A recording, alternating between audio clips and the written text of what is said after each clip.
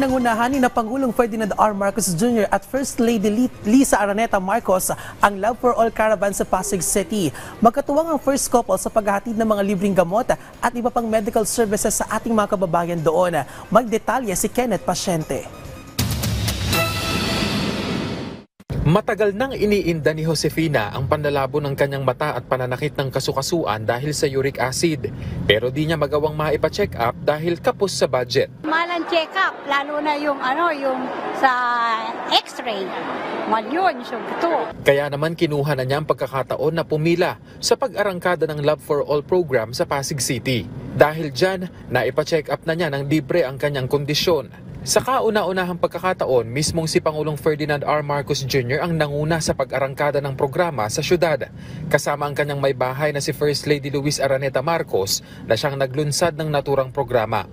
Sa talumpati ng Pangulo, binigyang diin niya ang kahalagahan ng kalusugan. Kaya naman isa ang Love for All sa mga inisyatiba ng pamahalaan para maibigay ang mga serbisyong medikal sa bawat Pilipino. Lalo na sa mga nakatira sa malalayong lugar at kapuspalad. Kaya po, ang aming naiisip ay imbis na antayin natin ang mga nagkakaroon ng karamdaman na makapunta sa mga ospital, dadalhin po natin sa kanila ang serbisyo para meron silang healthcare kahit sa malalayo. Meron din yan. Yung mga kababayan natin na malapit nga sila sa ospital, isang pagsubok naman ang pambayad sa mga eksamen at sa laboratorio. Maganda at maraming natutulungan ng mga senior, lalo-lalo na sa senior citizen. Okay? Malaking bagay po ba ito? Oo, malaking bagay ito. Malaking ahoro yung pagbibigay ng medical na mga gamot. Kasi kung bibili ka ng gamot, mahal. Bukod sa serbisyong medikal, kasama rin sa Love for All ang iba't ibang ahensya ng pamahalaan na maaaring dulugan ng mga magpupunta rito. Mula yan sa mga legal concern, edukasyon, kabuhayan at iba pa.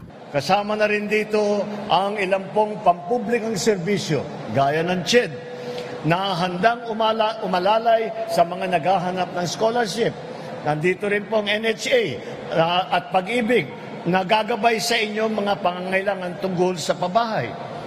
Ang LTO, nandyan din para sa mga nangangailangan ng driver's license, marami pang ahensya at marami pang iba't ibang ahensya. Pinangunahan din ng Pangulo ang pag-turnover ng Love for All buses para sa Pasig City, Tacloban City at Santa Catalina, Ilocos Sur na makapagbibigay ng dekalidad na diagnostic test sa mga benepisyaryo. Sa ngayon nakapag-ikot na sa 35 lugar sa bansa ang Love for All at tiniyak ng Pangulo na target pa nitong makarating sa iba't ibang panig ng bansa. Hindi lang itong isang araw lamang.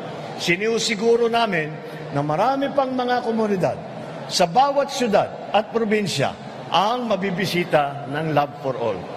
Kung saan mayroong Pilipinong nangangailangan, pagsusumikapan natin na inyong pamahalaan ay maaabutan ng serbisyong ito.